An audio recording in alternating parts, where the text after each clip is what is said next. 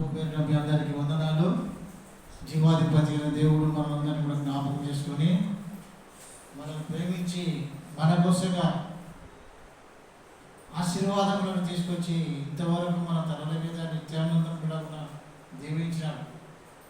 మనం చేసేటువంటి ప్రార్థన ప్రతిఫలంగా మనం ఉండే స్థలాలలోనికి దేవుడే వచ్చి ఆశీర్వాదాలు ఇచ్చేవాడు ఉన్నాడు. కాబట్టి ఆ ఆశీర్వాదాలు ఇచ్చేటువంటి దేవుని పిల్లలుగా మనమందరము ఈరోజు దేవుని మధ్యలో ఉంటున్నాం.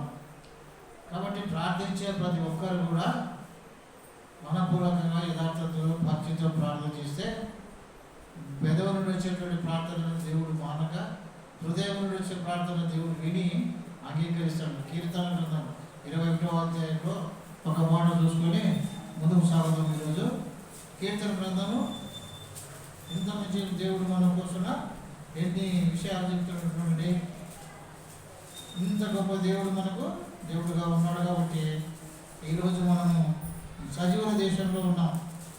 లేకపోతే లేదు, మర్చిపోతాడు మనం. దేవుడు మర్చిపోడు. 21వ అధ్యాయము చూడండి 5వ వచనంలో, ఈ రక్షణ వలన అతనికి గొప్ప మహిమ కలిగెను, గౌరవ ప్రభావములను నీవు అతనికి ధరింపజేసి ఉన్నావు.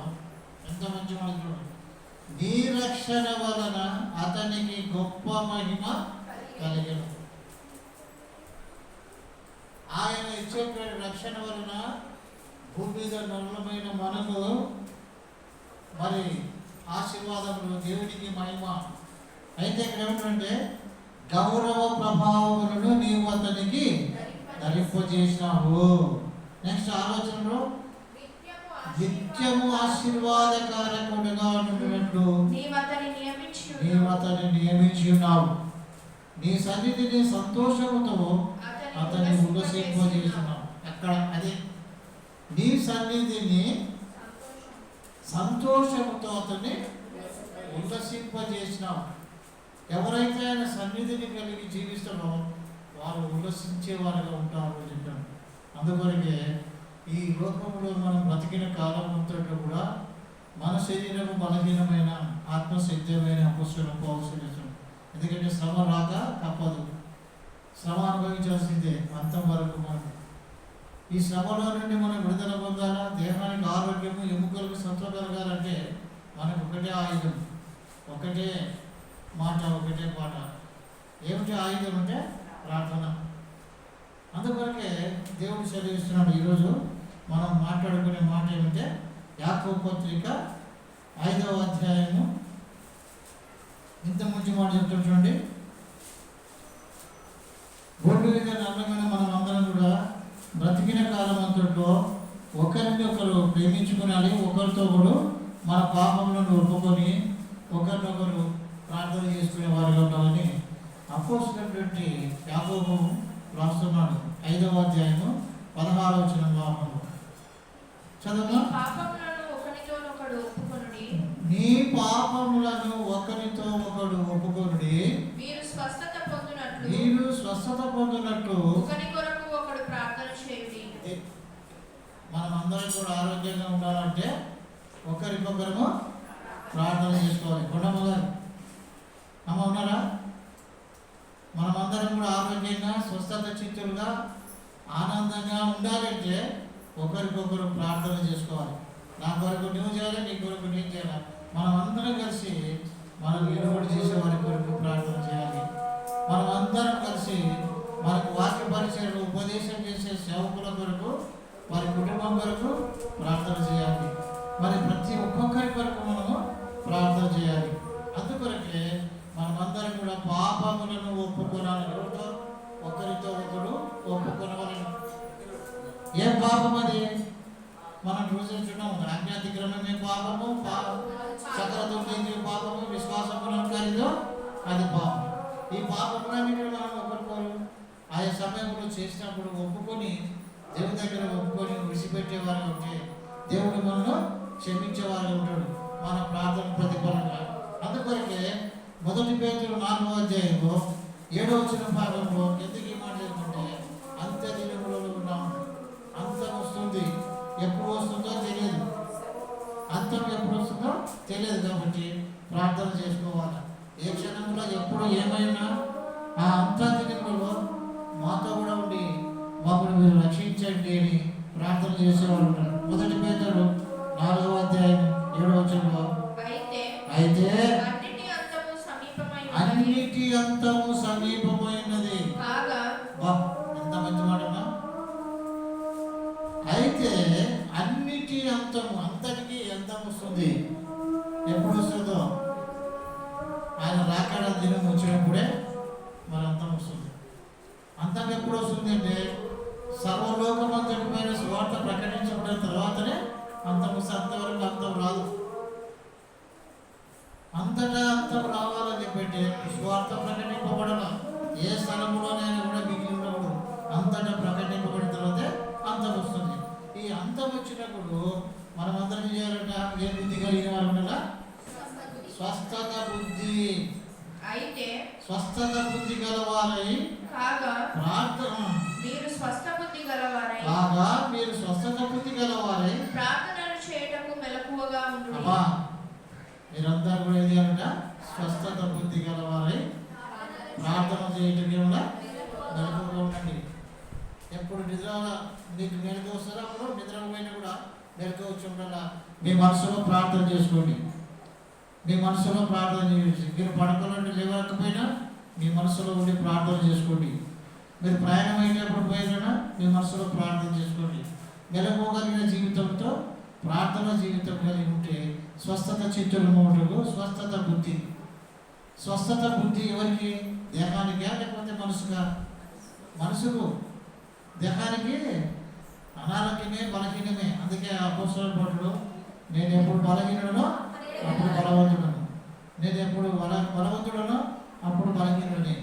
ఎందుకంటే నన్ను బలపరిచేవాడు ఆయనే కాబట్టి ఆయన బలం ద్వారా నేను ఈరోజు ఈ స్థితిలో ఉన్నాను. ఎందుకు అంటున్నాను అంటే ఎల్లప్పుడూ కూడా ప్రార్థన ద్వారా ఆయన పని కలిగిస్తూ పౌలు.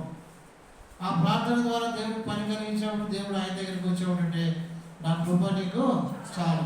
నీ యొక్క దేహమైన దేవాలయంలో నీకున్న రుగ్మతలు కానీ ఏది కూడా తీసివేయడానికి వీలేదు. నా కృప నీకు చాలు. ఏ క్షణంలో నువ్వు బలహీనులాగా ఉన్నా బలవంతుడుగా ఉన్నా నా కృప నీకు ఉంటుంది. నువ్వు భయపడదు. నీ భర్త కానీ నీ భార్య కానీ నీ పిల్లలు కానీ భయపడవుతుంది. ఎందుకంటే అంతము సమీపమైనది కాబట్టి ఈ సమీపమైనటువంటి దినంలో మనమందరం కూడా స్వస్థత బుద్ధి గలవారము అంటే ఆరోగ్యకరమైన మనసు, ఆరోగ్యకరమైన జీవితం, ఆరోగ్యకరమైన ప్రార్థన, ఆరోగ్యకరమైనటువంటి ప్రార్థన దేవుడికి పని కలిగించేది. ఈ ఆరోగ్యకరమైన ప్రార్థన స్వస్థత చిత్తం, స్వస్థత బుద్ధి కలిగిన ప్రార్థన దేవుడికి పని కలిగించినప్పుడు దేవుడు మనం ఉండే స్థలానికి వచ్చి మనం ఆశీర్వదిస్తాడని నిర్గమకాండంలో మనకు సెలవిస్తున్నాడు. మరి మనం అందరం కూడా అంత్యదినం ఎప్పుడు వస్తుందో తెలియదు కాబట్టి మనం ఎప్పుడు కూడా ప్రార్థన చేయడానికి మెలకువగా ఉండాలి. మనం ఎప్పుడు కూడా స్వస్థత పొందేటట్టుగా ఒకరికొకరు ప్రార్థన చేసుకోవాలి. ఈ ప్రార్థన చాలా గొప్పదని చెప్పి అపోస్తలుడైన పౌలు ఫేస్తుతో మాట్లాడుతాడు. అపోస్తల కార్యం 26వ అధ్యాయంలో 25వ వచనంలో ఫేస్తుతో మాట్లాడుతున్నాడు పౌలు. ఈ పౌలు ఏం మాట్లాడుతున్నాడు చూడండి ఆయన దగ్గర 26వ అధ్యాయం 25వ వచనం. అందుకు పౌలు ఇట్లా నేను మహాఘనత వహించిన ఫేస్తు. ఓ నువ్వు గొప్పవాడవు కొద్దివాడు కానీ మహాఘనత వహించిన ఫేస్తు నేను వెర్రివాడను కాను గాని. ఫేస్తు ఏమన్నాడు? నేను చెప్తున్న మాటలు విని నువ్వు వెర్రి పట్టేది నీకు అని దేవుని సేవకుని మాట్లాడినాడు. అయితే ఈ పౌలు ఏమంటాడంటే మహాఘనత వహించిన ఫేస్తు నేను వెర్రివాడను కాను కానీ సత్యమును. ఏమా ఇంత మంచి మాట ఇచ్చాడు. నేను వెర్రివాడను కాదు. క్రైస్తవులు వెర్రివారిని కనపడుతుంటారు. క్రైస్తవులు గొర్రెలుగా చెప్తుంటారు. కాదు, క్రైస్తవుడు క్రీస్తు మనసు కలిగిన వాడు. క్రైస్తవుడు ఇతరులను క్షమించే మనసు గలవాడు.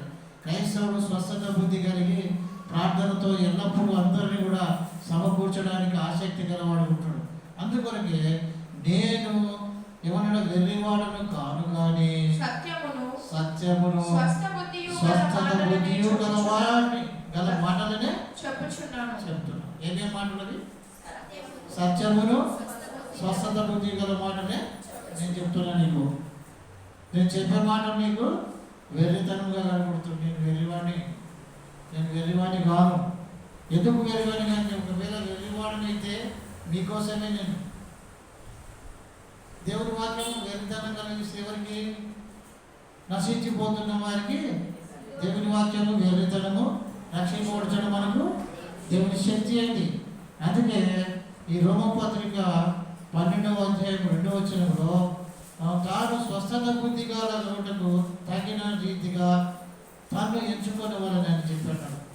మనం స్వస్థత బుద్ధి, మంచి బుద్ధి, ఆరోగ్యకరమైన బుద్ధి కలిగినంటే ప్రార్థన జీవితం ఎవరితో ఉంటుందో ఆ బుద్ధి, ఆ స్వస్థత బుద్ధి ఎప్పుడు ఉంటుంది. స్వస్థత దేహానికి, ఆత్మకు ఉంటుంది. ఆత్మకు స్వస్థత కావాలి, దేహానికి కూడా స్వస్థత కావాలి. ఈ దేహము మరి ఔషధాలతో ఉంటుంది. ఆత్మ స్వస్థత బుద్ధి కలిగి ఉన్నారంటే ప్రార్థనా జీవితం కలిగి ఉన్నారు. ఇవి రెండు. అందుకొరకే దేవుని మాటలో రోమపత్రిక 12వ అధ్యాయము 2వ వచనంలో తన్ను తాను ఎంచుకొనదగిన దానికంటే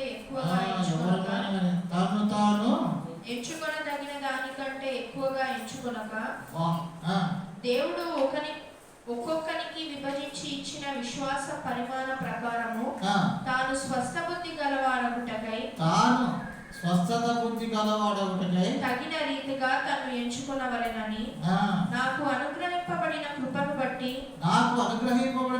బట్టి మీలోనున్న ప్రతివానితోనూ చెప్పుచున్నాను. తను తాను ఎంచుకునేమని స్వస్థత బుద్ధి గలవాడగుటకై తగిన రీతిగా ప్రవర్తించాలి, తగిన రీతిగా ఎంచుకునేవాళ్ళను, తగిన రీతిగా నడుచుకునేవాళ్ళను. అందుకే ప్రతి ఒక్కరితో మాట్లాడుతున్నాను నేను. స్వస్థత బుద్ధి గలవాడగుటకై మీరు వెలుగగలిగండి, ప్రార్థన చేయండి, ఒకరికొకరు ప్రార్థన చేసుకోండి, ఒకరినొకరు హెచ్చరిక చేసుకోండి, ఒకరినొకరు మీ పాపములను ఒప్పుకోనండి. ఎందుకంటే స్వస్థత చిత్తుడైన వాడు, ఆరోగ్యకరమైన వాడు, దేవుని మీద భక్తి కలిగి జీవించేవాడు, దేహమును మరి మనసును రెండింటిని కూడా స్వస్థత చిత్తుడు ఉన్నాడు. ఏమైందంటే దేవునితో కూడా కూర్చునే భాగ్యం కలిగిస్తాడు. స్వస్థత చిత్తుడైన వాడు ఎప్పుడైనా ఎక్కడైనా చేస్తాడునైనా వాక్యం కలిగిన వాడు, ప్రార్థన జీవితం కలిగిన వాడు దేవునితో ఉంటాడు, దేవుని పాదముల దగ్గర ఉంటాడని లూకాసు వార్త 8వ అధ్యాయము 35వ వచనంలో అక్కడ సేనాను దయ్యం పట్టినవాడు తనలో ఉన్న దయ్యాలని వెళ్ళిపోయిన తర్వాత అతడు స్వస్థత చిత్తుడై యేసు ప్రభు పాదముల దగ్గర కూర్చొని ఆయన మాట వింటున్నాడు. ఎంత మంచి మాట చూడండి. చాలామంది అందరూ ఆరోగ్యంగా ఉన్నాము అని చెప్పనుకుంటున్నారు, కానీ ఆరోగ్యంగా ఉండి కూడా ప్రార్థన జీవితం లేని వారై దేవుని దగ్గర రాకపోతే వారు రోగగ్రస్తులే, వారు వ్యాధిగ్రస్తులే, వారు బలహీనులే, వారు నెమ్మది లేని స్థితిలో ఉన్నాడు. ఈ నెమ్మది లేని స్థితిలో ఉన్నవాడు దయ్యమును బట్టి బాధింపబడుతున్న సమయంలో ఎక్కడ ఉన్నాడు? ఆయన సమాధుల్లో ఉన్నాడు. అటువంటి వాడు ఇప్పుడు చదువు ఏమన్నాడు? జనులు జరిగిన దానిని చూడవెళ్ళి ఎంత మంచి ఎవరి దగ్గరికి వచ్చారు? యేసు వద్దకు వచ్చి దయ్యములు వదిలిపోయిన మనుషుడు ఏం కట్టుకున్నాడు? ఇప్పుడు వాడికి ప్రార్థన అవసరం, వాడికి మెరుగు వచ్చింది, తేలిక వచ్చింది, చురుకుదనం వచ్చింది, ఆరోగ్యం వచ్చింది, నెమ్మది వచ్చింది. కాబట్టి వాడు ఇప్పుడు ఎక్కడ ఉన్నాడు? ఎవరి ద్వారా అయితే స్వస్థత చిత్తుడైనాడో ఆయన దగ్గర ఏం కట్టుకున్నాడు? బట్టలు కట్టుకొని స్వస్థత చిత్తుడై యేసు పాదముల యొద్ద కూర్చుండట చూసి భయపడిరి.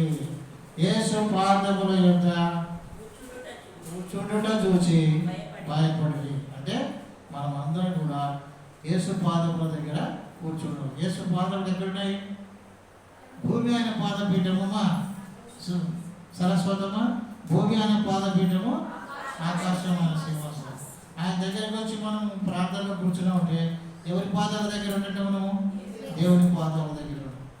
దేవుని పాదాల దగ్గర ఉండి వాక్యమైనటువంటి వాళ్ళు ఎవరైనా ఉన్నారా? స్త్రీలు దేవుని పాదాల దగ్గర కూర్చొని వాక్యం విన్నవాడు.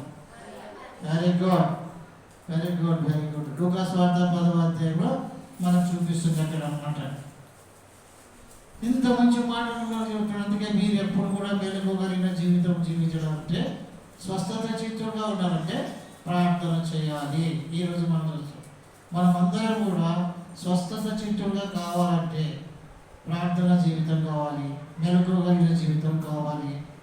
మనకు మనగా ఎంచుకోదగిన దానికంటే ఎక్కువ కాకుండా ప్రభువును బట్టి తగ్గించుకొని అందరూ కూడా ఆయన ఇచ్చేటువంటి స్వస్థత కొరకు, స్వస్థత బుద్ధి కొరకు ప్రార్థన కలిగి జీవించాలని. అందుకే ఈ లూకాసు వార్తలో 8వ అధ్యాయంలో దయ్యములు పట్టినవాడు, ఇంతకుముందు వానికి బట్టలు లేవు, ఇప్పుడైతే వాడు బట్టలు కట్టుకొని దేవుని పాదముల దగ్గర కూర్చొని వాక్యం వింటున్నాడు.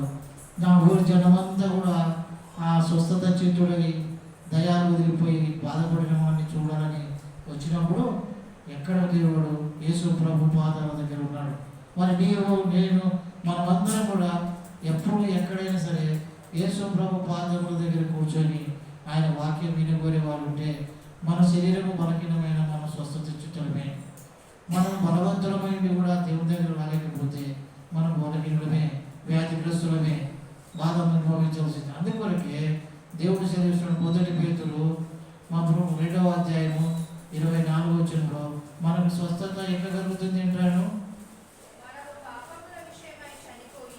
మరి మనము పాపముల విషయమై చనిపోయి నీతి విషయమై జీవించినట్లు ఆయన తానే తన శరీరమందు మన పాపములను మాను మీద మోసుకొనెను. ఆయన పొందిన గాయముల చేత మీరు స్వస్థత నొందితిరి. ఆయన పొందిన గాయముల చేత మీరు స్వస్థత నొందితిరి. అది మనకు స్వస్థత ఎక్కడి నుండి దొరికింది? ఆయన పొందిన గాయముల చేత, ఆయన కార్చిన రక్తము చేత మనకు పాప విమోచన, పొందిన గాయముల చేత స్వస్థత. బాగా పెట్టుకోవాలి. మనకు స్వస్థత ఎక్కడ ఉందంటే ఆయన పొందిన గాయముల చేత. మనకు పాప విమోచన ఎక్కడ ఉందంటే ఆయన రక్తము చేత. ఆయన రక్తము ప్రశస్తమైనది, ఆయన రక్తము పవిత్రమైనది, ఆయన రక్తము నిష్కలంకమైనది. అందుకే ఆయన రక్తము మరి మన పాపంలో కడిగి మనము పవిత్రంగా చేసి, మీరు మెలకువగా ఉండండి, అత్యధికములు సమీపంగా ఉన్నాయి, మీరు జాగ్రత్తగా ఉండండి, పడిపోకుండా మీకు మీరుగా పరీక్షించుకొని పరిశీలనతో ముందుకు సాగండి అని చెప్తాడు. అందుకే దేవుని స్వార్థం ప్రకటించే వారైనా, సేవకులైనా, విశ్వాసక్రమం చేసిన విశ్వాసులైనా నమ్మకంగా ప్రకటించేప్పుడు మనల్ని చూసి ఏమంటారంటే వీళ్ళు వెర్రోళ్ళు, వీళ్ళు పనికి మాలోళ్ళు అని చెప్పేసి మాట్లాడుతుంటారు. అటువంటిప్పుడు కూడా 2 కొరింథీ 5వ అధ్యాయంలో 11వ వచనంలో పౌలు మాట్లాడుతుంది. ఇక్కడ 2 కొరింథీ 5వ అధ్యాయం 11వ వచనంలో ఏలయనగా మేము వెర్రివారమైతిమా. ఎంత మంచి మాట ఉంది. ఏలయనగా మేము వెర్రివారమైతిమా దేవుని నిమిత్తమే. మనం అందరం వెర్రివారంగా అయినా ఉంటే వాళ్ళ దృష్టికి మనం వెర్రివారం అయితే దేవుడి కొరకే. ఒకవేళ మనం ఆయన దృష్టికి మనం వెర్రివారమైనా దేవుని మాట మనం ప్రకటించడానికి ఇచ్చాం కాబట్టి వాళ్ళందరూ వెర్రివారిగానే మనం ప్రకటించాలి. ఎందుకంటే వారు నశించిపోయేవారుగా ఉన్నారు కాబట్టి మనం వెర్రివారిగా చూసుకుంటాం. సత్యం ప్రకటించే వారు ఎవరైనా సరే వెర్రివారిగానే కనబడుతుంది. సత్యం ప్రకటించే వారు ఎవరైనా సరే ఎన్నికలేని వారు, కొరగాని వారు అని అపోస్తలుడైన పౌలు కూడా అన్నారు కదా. ఆయన ప్రసంగము నిష్కల, ఆయన ప్రసంగము కొరగానిది. ఏం చెప్తున్నాడు? ఆయన చెప్పేది మాకు అర్థం కాదు. ఆయన బాగా చెప్తాడు, ఆమె బాగా చెప్తుంది, ఈయన బాగా చెప్తాడు. అది కాదు. వాక్యము సత్యం ఏం చెబుతుంది? సత్య సువార్త ప్రకటన చేస్తున్నారా లేదా, కనిపించేది పడి బోధ చేస్తున్నారా అని గ్రహించాలి. దైవజనం చెప్తుంటారు, బంగారు ముద్ద తీసుకొని దాంట్లో నుంచి ఒక ముక్క తీస్తే ఇది బంగారే అది బంగారే కానీ వెండి అన్నాడు కదా అంటారా? ఎంత పెద్ద ముద్దని తీసుకొని దాంట్లో 2 ముక్కలు చేసినా 10 ముక్కలు చేసినా దాన్ని బంగారు అంటారు. అట్లాగా క్రీస్తు సంఘం ఎక్కడ ఉన్నా, అది చిన్నదిగా ఉన్నా పెద్దదిగా ఉన్నా, 10 మందితో ఉన్నా 20 మందితో ఉన్నా 100 మందితో ఉన్నా క్రీస్తు సంఘమే. ఎందుకంటే పవిత్రమైన రక్తం ఇచ్చి మనల్ని కొన్నాడు కాబట్టి మనం స్వస్థత చిత్తులుగా, ఆరోగ్యవంతులుగా, స్వస్థత బుద్ధి గల వారిగా ఉండి ఆయన పని విషయంలో శ్రద్ధ కలిగి జీవించాలన్నాడు. అందుకే మేము వెర్రివారమైతే దేవుని నిమిత్తమే స్వస్థ బుద్ధి గలవారమైతిమా. స్వస్థత బుద్ధి అంటే ఆరోగ్యవంతులుగా ఉంటిమా మీ నిమిత్తమే. మేము ఆరోగ్యంగా ఉంటే మీకు స్వార్థ ప్రకటిస్తాం కదా. నేను స్వస్థత బుద్ధి గలవారు అంటే మీకు ఎప్పుడైనా మేము చెప్పగలుగుతాం. అందుకొరికి మేము మీకోసమే వెర్రివారమైన పర్లేదు, కానీ స్వస్థత బుద్ధి గలవారమే మీకోసం బ్రతికి మీ కొరకు దేవుని ప్రకటించాలనే ఆశతో మేము బ్రతుకుతున్నామని చెప్పాడు. మనమందరం కూడా ఎవరి కోసం బ్రతకాలా? ఎవడును తన కోసం బ్రతకడు. కానీ చూడండి, రోమపత్రిక 14వ అధ్యాయం చెప్తాడు చూడండి. మనమందరం కూడా వెర్రివారమైన, మంచివారమైన, జ్ఞానవంతులమైన ఎవరి కోసం బ్రతకాలంటున్నాడు? 14వ అధ్యాయం 7వ వచనం అదేనా అమ్మా? మనలో ఎవడును తన కోసమే బ్రతకడు, ఎవడు తన కోసం చనిపోడు. మనం బ్రతికినను మనం బ్రతికిన ప్రభు కోసమే బ్రతకాలా? చనిపోయినను ప్రభు కోసమే చనిపోదు కదా. కాబట్టి మనం బ్రతికినను చనిపోయినను రైట్. ఎంత మంచి మాట చూడండి. మనం స్వస్థత చేతులుగా, స్వస్థత బుద్ధి గలవారు ఉంటే చనిపోయిన బ్రతికిన ప్రభు వారమే, ప్రభు కోసమే. మరి నీవు నేను మనమందరం ఎందుకు బతుకుతున్నాం అంటే మా పిల్లల కోసం బతుకుతున్నాము అంటారు. ఎందుకు బతుకుతున్నా అంటే నా భార్య కోసం బతుకుతున్నా, నా భర్త కోసం బ్రతుకుతున్నా, లేకపోతే మన దాని కొరకు బ్రతుకుతున్నా కాదు. మనం చనిపోయిన బ్రతికినను ప్రభు కోసం బ్రతికితే నువ్వు ధన్యురాలు, నువ్వు ధన్యుడు, నీవు ఆశీర్వదించబడ్డావు. నీ వద్దకు వచ్చి నేను నిత్యము ఆశీర్వాదకరముగా ఉన్నట్టు ఆయన ఆశీర్వాదం నీ దగ్గరికి తెస్తాడు. 21వ కీర్తన చదువుకున్నాం కదా, 6 వచనం 7 వచనం చూడండి. అతను నిత్యము ఆయన సన్నిధి నిత్యం సంతోషం ఉంటుంది. 6, 7 వచనమా 5. ఎంత మంచి మాట. నిత్యము ఆశీర్వాదకరముగా ఉన్నట్టు, ఆశీర్వాదకారకుడుగా నుండునట్లు నీవు అతన్ని నియమించి ఉన్నావు. నీ సన్నిధిని సంతోషముతో అతన్ని ఉల్లసింపజేసి ఉన్నావు. ఆయన సన్నిధిని అది సంతోషంతో ఉల్లసింపు. ఇప్పుడు దయ్యాలు పట్టిన వాడు ఎవరి సన్నిధిలో ఉన్నాడు? దేవుని పాదశాలలో ఉన్నాడు. స్వస్థత చిత్తుడై వెలుగోగలిగిన వాడు ఉన్నాడు. ప్రార్థనతో కాలంగా ఉన్నాడు. మనం అందరం బట్టి స్థితి గల వారిని బతికితే సంఘములైన, సమాజంలో, ఇంటైనా బయటనా మన స్థితి ఎక్కడ పోదు. ఎవరో తగ్గించాలని ప్రయత్నించినా, ఎవరో పాడు చేయాలని ప్రయత్నం చేసినా అది ఎక్కడ పోదు, చెదరదు. విశ్వాస సహితమైన ప్రార్థన రోగిని స్వస్థత వస్తుంది, స్వస్థత బుద్ధి కలగజేస్తుంది. అందుకే విశ్వాసం లేకుండా దేవునికి ఇష్టడేంట అసాధ్యం. ఆయన దగ్గరికి వచ్చేవారందరూ ఆయన ఉన్నాడని వారికి ఆ విధంగా నమ్మితే మనం అందరం దేవుని యొక్క కృప చూడగలుగుతాం. తీతు పత్రిక 2వ అధ్యాయము 13వ వచనం చదువుకొని ముగిద్దాం. తీతు పత్రిక 2వ అధ్యాయము 13వ వచనం ప్రారంభం. తీతు అనగా మహాదేవుడును యేసుక్రీస్తు మహిమ యొక్క ప్రత్యక్షత కొరకు ఎదురు చూస్తూ ఈ లోకములో స్వస్థత బుద్ధితోను నీతితోను భక్తితోను బ్రతుకుచుండవలెనని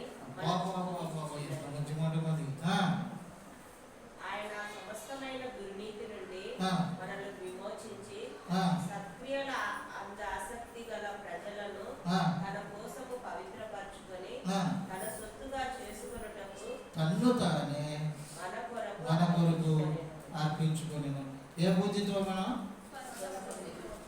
పైన చూడండి 11, ఈ లోకములో స్వస్థత బుద్ధితోను, నీతితోను, భక్తితోను బ్రతుకుచుండవలనని.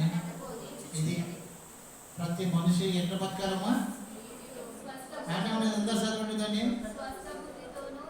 ఈ లోకములో చదవండి, ఈ లోకములో నీతితోను, భక్తితోను మనం బతకాలి అంతే. తిరిగి పడిపోకుండా జాగ్రత్తగా మనందరి దేవుడు తన బలిష్టమైన రెక్కలు ఉంచుకొని కాపాడు కాక అందరికీ వందనాలు. నమ్మిన మనం కూడా